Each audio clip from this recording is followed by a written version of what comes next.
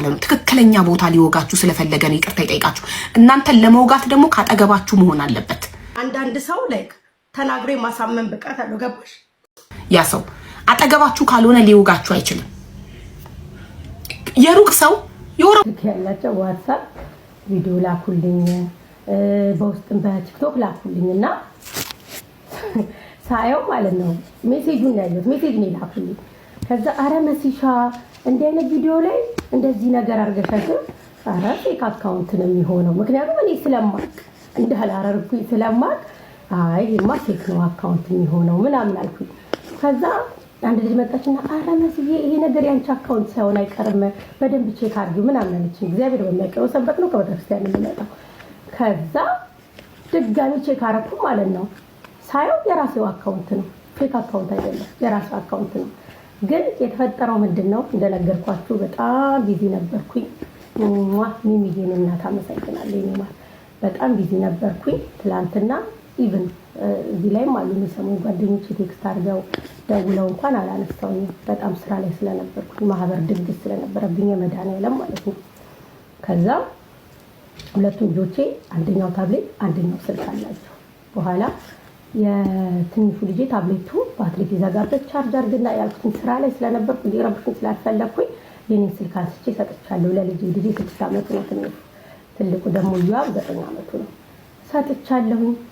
እንግዲህ አንዱን ሼር ሲያደርግ አንዱን ኮፒ ሲነካካ እንግዲህ ቲክቶክ ላይ ገብቶ ይሄንን አድርጎ ነው የሚሆነው እሱ ልጄ። ከዛ ደግሜ ያለው እኔ አርግ ከዛ ሪፖስት ያደረኩትን አጠፋሁት። ለምን አጠፋሁት?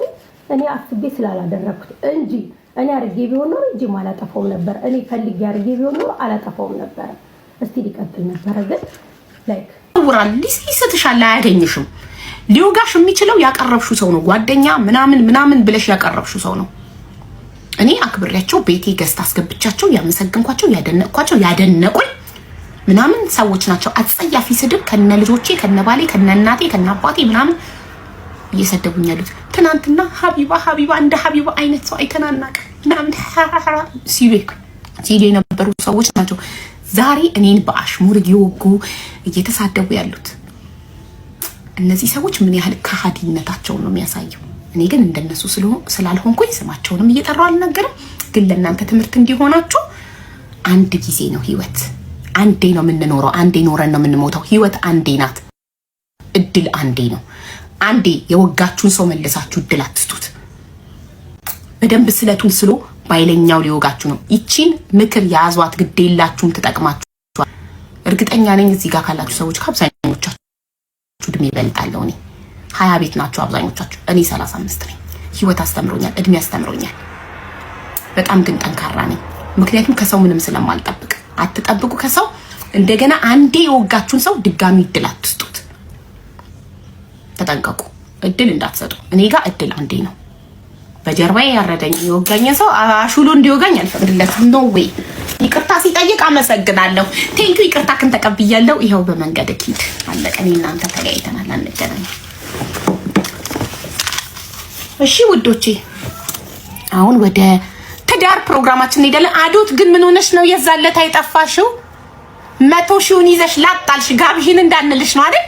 የት ነው ቻውም ሳቲ ምንም ሳቲ ውልቅ ብለሽ ሄድሽ? በ2000 ብር ትኬት 100 ሺህ ብር ደርሷት ጋብዥን እንዳንላት አካፊን እንዳንላት ላጣለሽ። ይስማማ ቻውም ሳትለ አረ መሲ ምን ሆነሽ ነው? በአላህ አንቺ አውቀሽ እንደማታረጊ እኔ ጠርጥር ያለው ሲጀመር አናውቀሽ እንዴት ታረጊያለሽ? እንደማታ አንቺ ራሽ ትይነው ራስሽን በቃ የተፈጠረውን ተናገርኩ። ግን ያው ላይ አረ በአላህ ምን ሆነሽ ነው እንዴ? ሲጀመር ባንቺና በሀቡ መሀል ማንም ሰው አይገባም። ሁለታችሁም ትተዋወቃላችሁ። ገባሽ? እኔ እንኳን አስተያየት አልሰጥም። እንኳን አይደለም እንትን ለማለት ዝም ብለው መተው ሲጽፉብሽ ማለት ነው መስዬ እንዴ ምን ሆነሽ ነው? በቃ መናገር ያለብኝን ተናግሬያለሁ። ደግሞ እንዳልኳችሁ ክርስቶስን ለሀቡ እንኳን አልኳቸው ስክሪንሾት አድርጋችሁ ብትልኩ በስህተት ነው እንጂ አታረገውም ነው የምትላችሁ ምናምን እያልኩ የነገርኳቸው ነበር። አይ ነው ወላሂ አይ ነው እንደማለት ሲጀመር ሰውን ለማጣላት ለማባላት መሄደው ርቀት ያሰስ ችግር የለም ወላሂ ተነጋግረሽ የሚፈታ ነገር ስለሆነ ሲጀመር እናንተ ትነጋገራላችሁ። በውስጥ ተነጋገሩ። በቃ ቻው። አሁን ሌላ ነገር አታስወሪ።